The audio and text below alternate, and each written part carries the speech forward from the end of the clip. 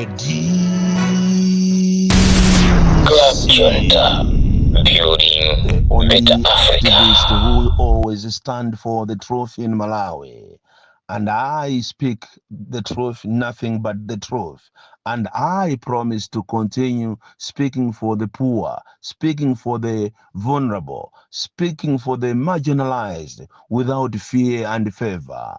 In today's edition of the DEC, we are going to highlight more about what happened yesterday in Lilongwe, where the owner of Crossroads Hotel was kidnapped by unknown people to unknown destination. And as I speak now, the police are still searching for the man, searching for the whereabouts of this person. But a question should be, where is Malawi going? Because these kidnappings are issues that are new in Malawi. Malawi has never experienced this before. And why now? It means that Malawi is now slowly becoming a dangerous country to live. It means in Malawi we have people who are foreigners, illegal immigrants. And in my audios, I have been speaking about this, that a lot of foreigners are coming into Malawi without proper documentations. And they are being added into this country by rich people, by politicians, and they are using uncharted routes to get into Malawi. And slowly, Malawi is becoming a dangerous country to live. And I am asking the authorities to take heed of this and try, to take measures to stop the vice. Otherwise, what happened yesterday in Lilongwe is a wake-up call that if this leave, if we take this being untamed, I'm telling you, Malawi is going to war anytime, because it means people will take the law into their own hands. And another point you need to know is that slowly Malawi is apart from being a dangerous country, it means people have got illegal firearms, because those people that kidnapped the owner of the Crossroads Hotel, after they did what they did, they had to shoot, 2 times in the air, meaning that in Malawi we've got, firearms, in unregistered firearms. Unfortunately, our country is, very, very porous, where, people can come in, can go out using uncharted routes. At the same time, it is very, very unfortunate, because I even produced an audio some days ago, condemning what the police have done by removing roadblocks. And I don't know for what reason. Had it been roadblocks were still there, maybe as we talk now, we could have said that maybe they have, managed it, to apprehend these people. But look here, even as we go to Mchinchi, there is no roadblock. As you go to Salima, there is no roadblock. And the most dangerous, places like Nkota Kota, Salima, where a lot of drugs are coming in, a lot of, chamba and cocaine are being unregistered in Malawi. So what happened yesterday in Lilongwe is a wake-up call. And, the authorities must take heed of this advice and quickly come in to stop this madness. Otherwise, it is new. The cases are new. We have never heard of such things happening in Malawi, where one would be kidnapped, in the manner that happened yesterday.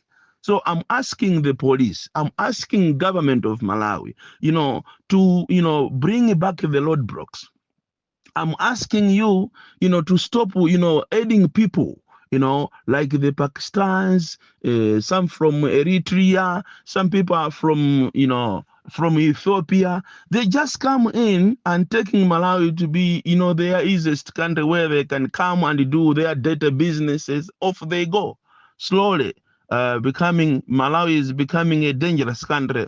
So I'm asking you, the authorities to come in, so quickly and do the needful.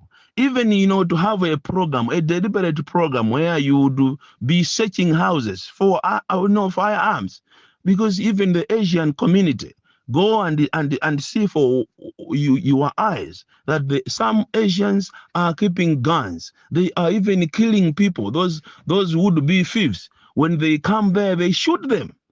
And this is a reality of what is happening in Blanta, of what is happening in Limbi, Pingui. People are being killed.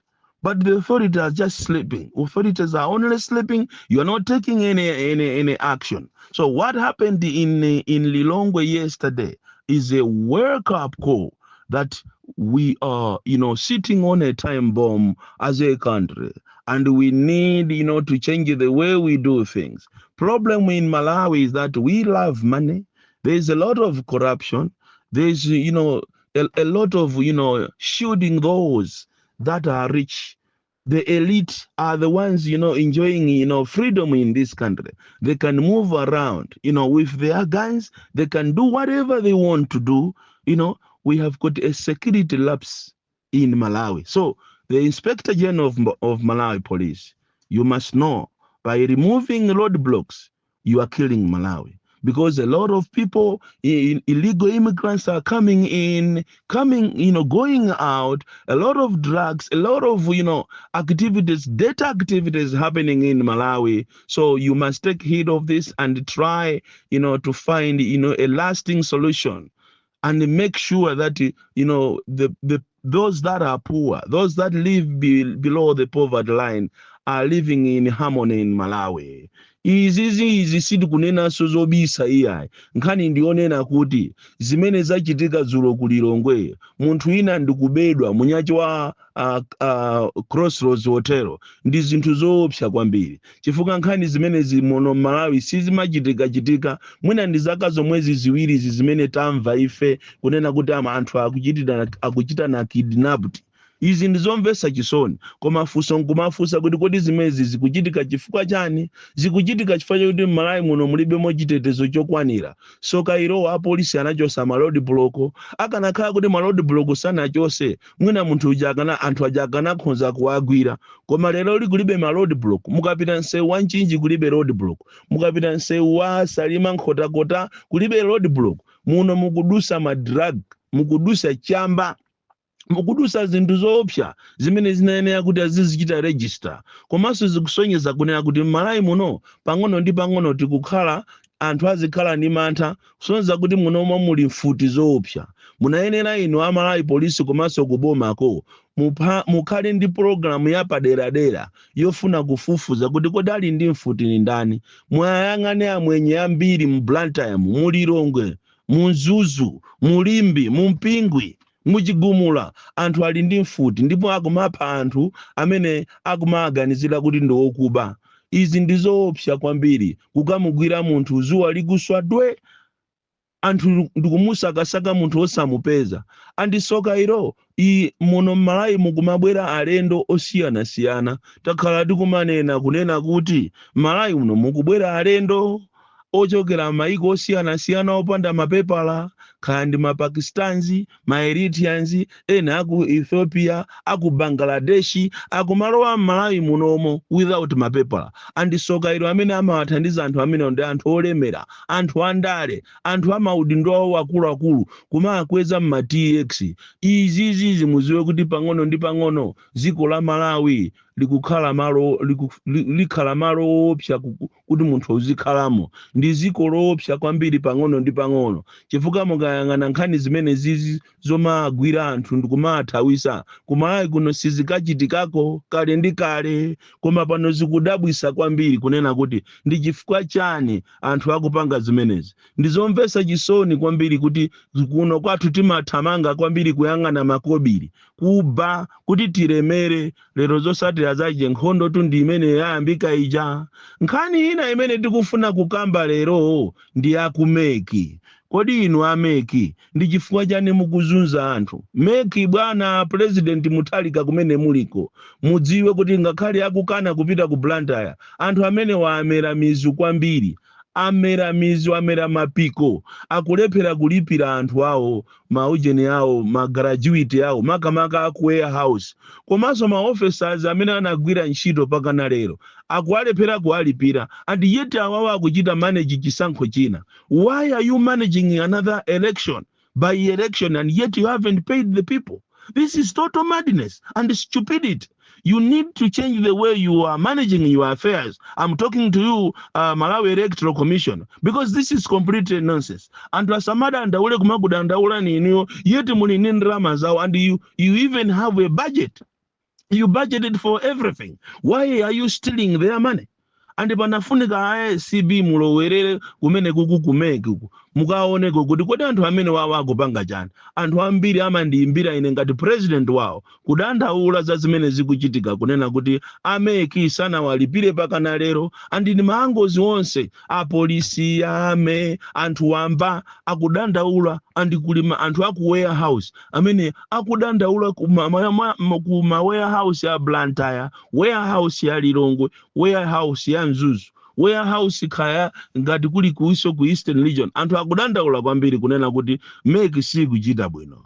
Ngani ina imene tikufuna tikambirane lero ndiyokhuzana ndi nifi imene sabano yasinthidwa zina paja mmaziwa atu boma lina lilioselika bwera limasintha ndi ajana apita ajana isintha madefu ija ndi kuibweresa nifi ndi ainyache ate abwerera mu aisinthaso nifi ija kubweraso ku madefu. Tinafuna tinene izi popeza inu mwangobwera kuzatenga ulamuliro wa mu office imene ikapena bungwe limene lilanifi. Bungwe limene lilanifi kuzuza anthu kwambiri, makamaka anthu akumizi. Inu inalipo nthawi imene nifi inapereka ndalama zipangizo kwa anthu makamaka alimi kuti akapanga azabweze, komanso mmene momo nkati muli nkhani ya insurance. Koma leroli mbewu za anthu aja sizinachite bwino, palibe amene anakolola, koma anifi akumapitabe kumakakamiza anthu aja kunena kuti apase ndalama zawo. And yet mmene momo anthu amene amapereka ndalama anapereka ndi ndalama za insurance zomwe, kulephera kuwauza kuti ife sitinakolole, sitinapange china chilichonse chifukwa chonena kuti munatipasa zinthu zichamochedwa, chifukwa anthu aja amapasidwa tu chimanga chitayamba kubereka kale. Mmene iwo amapita kukayamba ulimi zuwa lakwera kale, palibe amene anakolola.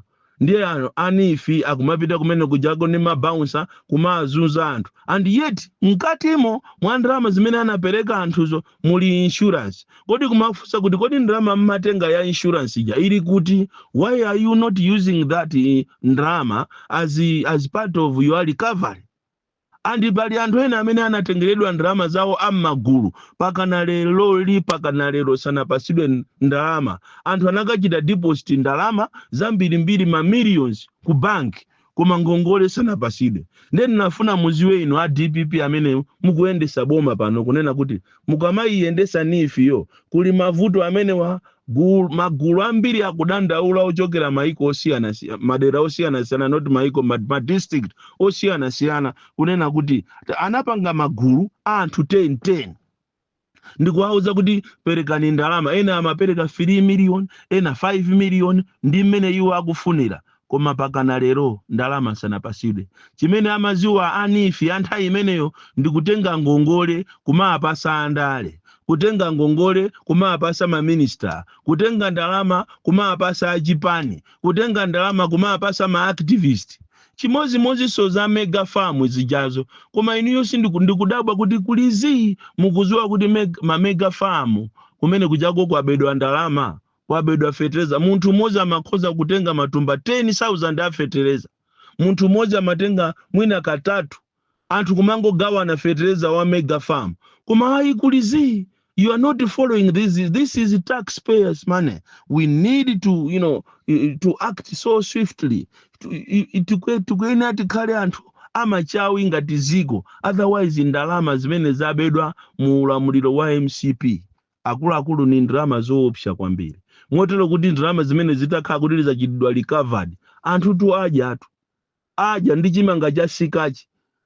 komano nde kuti boma solipezanso njirazo zokuti lisisire zinthu zina ndi zina, koma ayi kulizi. So tinafuna tinene zimenezi kunena kuti nifi ikuzuza anthu kwambiri, ndipo anthu ambiri akudandaula, andipapezeka kuti anifi aja amapereka ndalama kwa andale, andizizaziwikatu ku parliamentitu, andi waziulula zimenezi ndi vitumbiko mumba, kunena kuti palistipo pali ma ministers, palisti pali ma MP, pali azipani umapasidwa ngongole za nifi amene sana yenese kumalandira nawo. Ndi chimodzimodzi sofetereza osika ntengo iyi akulandira ndi anthu amene ali olemera, akulandira ndi akugula fetereza iyi ndi anthu amene ali ochita bwino, koma osaukayo pakana pano even madera ena sanalandire fetereza. Bon Kalindo, the DC.